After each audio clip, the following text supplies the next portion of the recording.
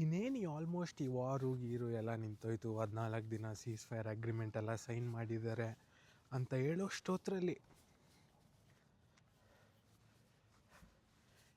ಇನ್ನೇನು ಈ ವಾರು, ಇರಾನು ಮತ್ತು ಅಮೇರಿಕಾ ವಾರೆಲ್ಲ ನಿಂತೋಯ್ತು, ಸೀಸ್ ಫೈರ್ ಸೈನ್ ಮಾಡಿದ್ದಾರೆ ಅಂತೆಲ್ಲ ಹೇಳೋಷ್ಟೊತ್ತರಲ್ಲಿ ಮತ್ತೆ ಇಸ್ರೇಲ್ ಬಂದು ಲೆಬನಾನ್ ಮೇಲೆ ಅಟ್ಯಾಕ್ ಮಾಡಿದೆ. ಆ್ಯಕ್ಚುಲಿ ಲೆಬನಾನ್ ಈ ಪಿಕ್ಚರಲ್ಲೇ ಇರಲಿಲ್ಲ. ಏನಕ್ಕೆ ಇರಾನ್ ಬಂದು ಸುಮಾರು 9 ಬೇರೆ ಬೇರೆ ದೇಶಗಳನ್ನ ಅಟ್ಯಾಕ್ ಮಾಡಿದ್ರು. UAE, ಕತಾರು, ಕುವೇಟು, ಬಾರೇನು ಅಂತ ಮೋಸ್ಟ್ಲಿ ಮಿಡಲ್ ಈಸ್ಟರ್ನ್ ಕಂಟ್ರೀಸು. ಈ ದೇಶಗಳಲ್ಲಿ ಅಲ್ಲ ಅಮೇರಿಕನ್ ಬೇಸ್ ಇದೆ, ಅದಕ್ಕೆ ಅಟ್ಯಾಕ್ ಮಾಡಿದ್ರು ಅನ್ಕೋಬೋದು. ಬಟ್ ಏನಕ್ಕೆ ಲೆಬನಾನ್ ಮೇಲೆ ಅಟ್ಯಾಕ್ ಮಾಡಿದ್ರು ಇಸ್ರೇಲು ಸಡನ್ನಾಗಿ, ಅದು ಸೀಸ್ ಫೈರ್ ಅಗ್ರಿ ಮಾಡ್ಕೊಂಡಾದ್ಮೇಲೆ ಅಂತ ಈ ವಿಡಿಯೋ ನೋಡೋಣ.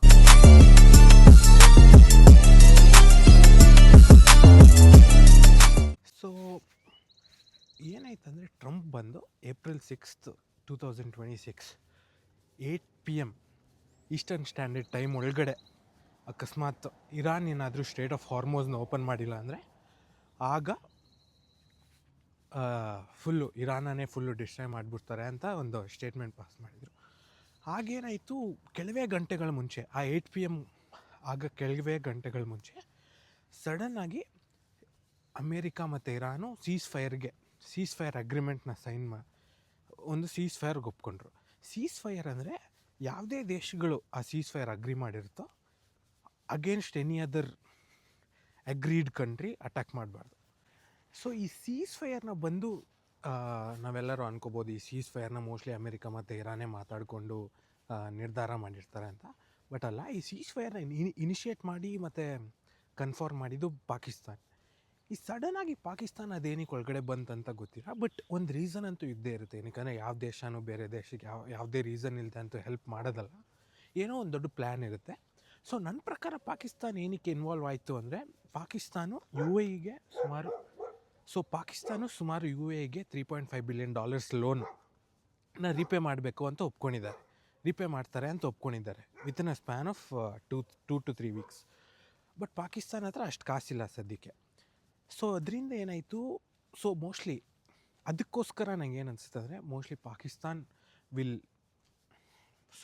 ಅದರಿಂದ ಪಾಕಿಸ್ತಾನ ಬಂದು ಇರಾನ್ ಅಥವಾ ಅಮೇರಿಕಾಯಿಂದ ಮೇ ಬಿ ಲೋನ್ ಅಥವಾ ಈ ಥರ ಇನಿಷಿಯೇಟ್ ಮಾಡಿದ್ವಿ, ಅದಕ್ಕೆ ನಮಗೆ ಒಂದು ಕಾಂಪನ್ಸೇಷನ್ ಆಗಿ ಒಂದು ಲೋನು ಅಥವಾ ಮೇ ಬಿ ಡೊನೇಷನ್ ಥರ $3.5 billion ಕೊಡಿ ಅಂತ ಕೇಳೋಕ್ಕೋಸ್ಕರ ಮಾಡಿರ್ತಾರೆ ಅಂತ ನನಗನ್ಸುತ್ತೆ. ಸೊ ಅದೆಲ್ಲ ಬಿಟ್ಟಾಕಿದ್ರೆ ನಾಳೆ ಅದು April 10th 3 ದೇಶನೂ, ಪಾಕಿಸ್ತಾನ್, ಇರಾನ್ ಮತ್ತು ಅಮೇರಿಕನ್ ಅಫಿಷಿಯಲ್ಸ್ ಬಂದು ಪಾಕಿಸ್ತಾನಲ್ಲಿರುವ ಇಸ್ಲಾಮಾಬಾದಲ್ಲಿ ಮೀಟಿಂಗೋಸ್ಕರ ಅಗ್ರಿ ಮಾಡ್ಕೊಂಡಿದ್ರು. ಸೊ ಎಲ್ಲರೂ ಸೇರಿ ಡಿಸ್ಕಸ್ ಮಾಡೋಣ ಅಂತ. ಸೊ ಏನಾಯಿತು, ಆ ಸೀಸ್ ಫೈರ್ ಎಲ್ಲ ಅಗ್ರಿ ಮಾಡಿದ್ಮೇಲೆ ಅಮೇರಿಕಾ ಎಲ್ಲ ಅಟ್ಯಾಕ್ ಎಲ್ಲ ಸ್ಟಾಪ್ ಮಾಡಿ Iran straight of Hormuz open ಮಾಡ್ತು. ಬಟ್ ಸಡನ್ನಾಗಿ ಏನಾಯಿತು, ಇಸ್ರೇಲ್ ಬಂದು ಲೆಬನಾನ್ ಮೇಲೆ ಅಟ್ಯಾಕ್ ಸ್ಟಾರ್ಟ್ ಮಾಡಿದ್ರು. ಈ ಲೆಬನಾನ್ ಮೇಲೆ ಏನಕ್ಕೆ ಅಟ್ಯಾಕ್ ಮಾಡಿದ್ರೆ ಅಂದರೆ, ಇರಾನು ಸುಮಾರು ಆರ್ಗನೈಸೇಷನ್ಸ್ಗೆ ಫಂಡ್ ಮಾಡ್ತಾರೆ. ಅದು ವೇರಿಯಸ್ ರೀಸನ್ಸ್ ಅದ್ರ ಕಾರಣಗಳು ಬೇಜಾನಿರ್ಬೋದು, ಅದೇನಕ್ಕೆ ಅಂತ ಗೊತ್ತಿಲ್ಲ. ಬಟ್ ಹಾಗೆ ಇರಾನ್ ಫಂಡ್ ಮಾಡೋ ಒಂದು ಆರ್ಗನೈಸೇಷನ್ ಹಸ್ಬೋಲಾ. ಈ ಹಸ್ಬೋಲಾ ಅನ್ನೋರು ಅವ್ರ ಬೇಸ್ ಬಂದು ಲೆಬನಾನ್. ಸುಮಾರು 40 ವರ್ಷ ಆಯ್ತು ಈ ಆರ್ಗನೈಸೇಷನ್ ಫಾರ್ಮ್ ಮಾಡಿ. ಇವ್ರು ಬಂದು ಇಸ್ರೇಲ್ಗೆ ಒಂದು ದೊಡ್ಡ ಥ್ರೆಟ್ ಆಗಿದ್ದಾರೆ ಸಿನ್ಸ್ ಫಾರ್ಮೇಷನ್ ಸುಮಾರು 40 ವರ್ಷಗಳಿಂದ. ಅದಕ್ಕೆ ಇಸ್ರೇಲ್ ಏನು ಮಾಡಿದ್ರು, ಇಸ್ರೇಲ್ ಬಂದು ಲೆಬನಾನ್ ಮೇಲೆ ಅಟ್ಯಾಕ್ ಮಾಡೋಕ್ಕೆ ಕಾರಣ ಇದೆ. ಆ ಹಸ್ಬೋಲಾ ಅನ್ನೋ ಆರ್ಗನೈಸೇಷನ್ ಅವ್ರ ಲೀಡರ್ಶಿಪ್ ಅವ್ರನ್ನೆಲ್ಲ ತೆಗೆದುಬಿಡಬೇಕು ಅಂತ ಒಂದು ನಿರ್ಧಾರ. ಇದು ಆಮೇಲೂ ಮಾಡಿರ್ಬೋದಾಯಿತು, ಬಟ್ ಏನಕ್ಕೆ ಇವಾಗಲೇ ಬೇಕಾಗಿತ್ತು ಅನ್ನೋ ಕಾರಣ ಇನ್ನೂ ಗೊತ್ತಿಲ್ಲ. ಸೊ ಈ ಇಸ್ರೇಲ್ಗೆ ಎಲ್ಲರೂ ಕನ್ಫ್ರಂಟ್ ಮಾಡಿದಾಗ, ಈ ಸೀಸ್ ಫೈರ್ಗೆ ಒಪ್ಕೊಂಡಿದ್ದೀರಾ ಬಟ್ ಏನಕ್ಕೆ ಅಟ್ಯಾಕ್ ಮಾಡ್ತೀರಾ ಅಂದಾಗ, ಇಸ್ರೇಲ್ ಏನು ರಿಪ್ಲೈ ಕೊಟ್ರು ಅಂದರೆ, ನಾವು ಸೀಸ್ ಫೈರ್ ಅಕ್ಸೆಪ್ಟ್ ಮಾಡಿರೋದು ಇರಾನ್ ಮೇಲೆ ಅಟ್ಯಾಕ್ ಮಾಡಲ್ಲ ಅಂತ, ಬಟ್ ಯಾವಾಗಲೂ ಹೇಳಿಲ್ಲ ನಾವು ಹಸ್ಬೋಲಾ ಮತ್ತು ಲೆಬನಾನ್ ಮೇಲೆ ಅಟ್ಯಾಕ್ ಮಾಡಲ್ಲ ಅಂತ ಹೇಳಿದ್ದಾರೆ. ಪ್ಲಸ್ ಇದರಿಂದ ಏನಾಗ್ತಿದೆ ಅಂದರೆ, ಇಸ್ರೇಲ್ ಈ ಹಸ್ಬೋಲಾ ಮತ್ತು ಲೆಬನಾನ್ ಮೇಲೆ ಅಟ್ಯಾಕ್ ಮಾಡಿದ್ರಿಂದ ಸುಮಾರು ಜನರು ಸಾಯ್ತಿದ್ದಾರೆ. ಬರೀ 8ನೇ ತಾರೀಕು April 8 303 ಜನ ಸತ್ತು ಅಟ್ಲೀಸ್ಟ್ 1200 ಪೀಪಲ್ ಇಂಜೂರ್ ಆಗಿದ್ದಾರೆ. ಒಂದೇ ದಿನದಲ್ಲಿ ಲೆಬನಾನಲ್ಲಿ 303 ಜನ ಸತ್ತೋಗಿದ್ದಾರೆ. ಸೊ ಇದು is one of the most massive attacks. ಬಿಲ್ಡಿಂಗ್ಗಳು ಹೊಡೆದಾಕ್ತಿದ್ದಾರೆ, ಎಲ್ಲ ಧ್ವಂಸ ಮಾಡಿ ಬಿಸಾಕ್ತಿದ್ದಾರೆ. ಹಸ್ಬುಲ್ಲಾ ಅವ್ರ ಮಿಸೈಲ್ಸ್ ಇಲ್ಲಿದೆ, ಅವ್ರ ಲೀಡರ್ಸ್ ಇಲ್ಲಿದ್ದಾರೆ ಅಂತ ಹೇಳಿ ಫುಲ್ಲು ಡಿಸ್ಟ್ರಾಯ್ ಮಾಡ್ತಿದ್ದಾರೆ. ಸೊ ಈ ಇಸ್ರೇಲ್ ಬಂದು ಅಟ್ಯಾಕ್ ಸ್ಟಾರ್ಟ್ ಮಾಡಿದ್ರಿಂದ ಸ್ಟೇಟ್ ಆಫ್ ಹಾರ್ಮುಝು ಕ್ಲೋಸ್ ಆಯಿತು. ಪ್ಲಸ್ ಸುಮಾರು 800ಕ್ಕಿಂತ ಹೆಚ್ಚು ಶಿಪ್ಗಳು ಇನ್ನೂ ಅಲ್ಲೇ ಸಿಗಾಕೊಂಡಿವೆ. ಈ ಸ್ಟೇಟ್ ಆಫ್ ಹಾರ್ಮುಝ್ ಅನ್ನೋದು ಬಂದು ಎಷ್ಟು ಇಂಪಾರ್ಟೆಂಟ್ ಅಂದರೆ, ಸುಮಾರು 20% ಆಫ್ ದ ವರ್ಲ್ಡ್ ಆಯಿಲ್ ಬಂದು ಥ್ರೂ ಸ್ಟೇಟ್ ಆಫ್ ಹಾರ್ಮುಝೇ ಟ್ರಾನ್ಸ್ಪೋರ್ಟ್ ಆಗುತ್ತೆ. ಸೊ ಇಷ್ಟೆಲ್ಲ ಶಿಪ್ಪು ಅಲ್ಲಿಂದ ಸಿಗಾಕೊಂಡಿರೋದ್ರಿಂದನೇ ನಮಗಿನ್ನ ಈ ಪೆಟ್ರೋಲ್ ರೇಟು ಅದೆಲ್ಲ ಜಾಸ್ತಿ ಆಯಿತು. ಟ್ರಂಪು ಇದನ್ನು ರಿಸಾಲ್ವ್ ಮಾಡೋಕ್ಕಂತಲೇ ಈ ಸೀಸ್ ಫೈರ್ಗೂ ಅದೆಲ್ಲ ಒಪ್ಕೊಂಡಿದ್ದು.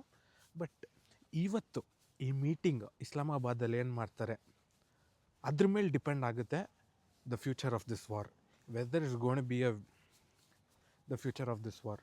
ಈ ವಾರ್ ಇನ್ನೂ ದೊಡ್ಡದಾಗಿರುತ್ತಾ ಅಥವಾ ಏನಂತ ಗೊತ್ತಿಲ್ಲ, ಅದು ಕಾದು ನೋಡಬೇಕಾಗುತ್ತೆ.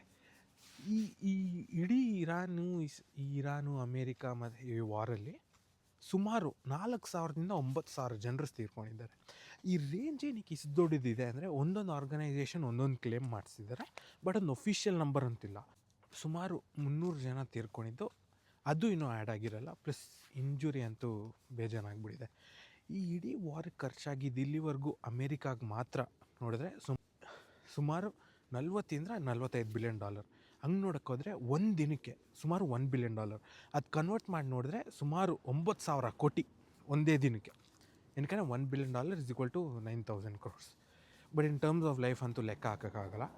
ಏನಕ್ಕಂದರೆ ಒಂದು ಯಾವುದು ಒಫಿಷಿಯಲ್ ನಂಬರ್ಸ್ ಎರಡು ಗೌರ್ಮೆಂಟ್ ಬಿಟ್ಟಿಲ್ಲ. ಬಟ್ ಆ ದೇಶದ ಆರ್ಗನೈಸೇಷನ್ಗಳು ಮಾತ್ರ ಕ್ಲೇಮ್ ಮಾಡ್ತಿದ್ದಾರೆ ಇಷ್ಟು ಜನ ತೀರ್ಕೊಂಡಿದ್ದಾರೆ, ಅಷ್ಟು ಜನ ಇಂಜೂರ್ ಆಗಿದ್ದಾರೆ ಅಂತ. ಬಟ್ ಹೋಪ್ಫುಲಿ ಈ ವಾರೆಲ್ಲ ಬೇಗ ನಿಂತೋಗಿ ಇವತ್ತು ಮೀಟ್ ಮಾಡೋ ಇಸ್ಲಾಮಾಬಾದಲ್ಲಿ ಒಂದು ನಿರ್ಧಾರಕ್ಕೆ ಬಂದರೆ ಇಡೀ ಜಗತ್ತಿಗೆ ಒಳ್ಳೆಯದು. ಪ್ಲಸ್ ಜನರಿಗೆ ಏನಕ್ಕೆ innocent lives are being lost because of people's greed. So it's better there war stops. ಎಷ್ಟು ಬೇಗ ಆಗುತ್ತೋ ಅಷ್ಟು ಬೇಗ ನಿಂತು ಪೆಟ್ರೋಲ್ ರೇಟೆಲ್ಲ ಕಮ್ಮಿ ಆಗಿ ಎಲ್ಲರಿಗೂ ಒಳ್ಳೆಯದಾಗುತ್ತೆ ಅಂದ್ಕೊಂಡಿದ್ದೀನಿ. ನೋಡೋಣ, ಮತ್ತೆ ಸಿಗೋಣ ಮುಂದಿನ ವೀಡಿಯೋಲಿ. ಬಾಯ್.